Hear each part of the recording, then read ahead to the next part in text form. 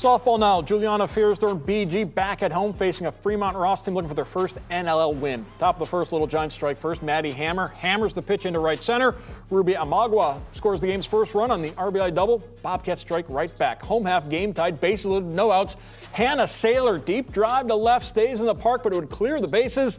3 RBI for the sophomore. BG leading by 3, and they would go on to win by 10, 13-3 in 5. Fearsthorn strikes out 7, and as the 9th grader tells Eli Shelton, she battled the elements to get that victory. Well, anytime I was in the dugout, I put my sweatshirt and coat on and had my hand warmers in my back pocket, so I was extra warm. And now, through those strikeouts, what was the pitch that was working best for you today? I'd say screwball and a little bit of curve. And now also hitting today, you were able to drive in a couple of runs. What were you seeing from the pitcher? She had a little bit of a spin for a curveball, and coaches have been working with us to hit the ball out front, so that's what I was going for. Scott Tucker joined Eli on the call, and they both have more from BG.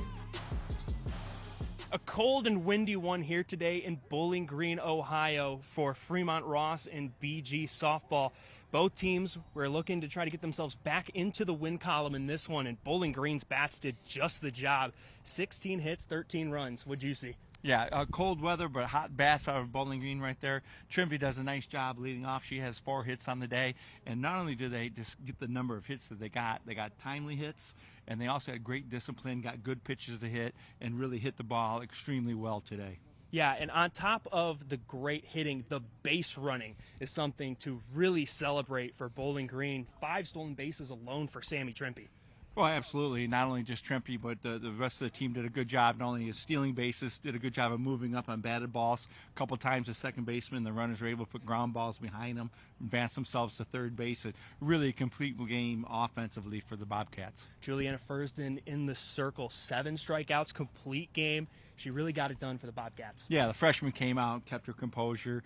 They gave up the run early in the first, came back, ended up striking out 7 today, gave up the 4 hits. She did a great job on the mound.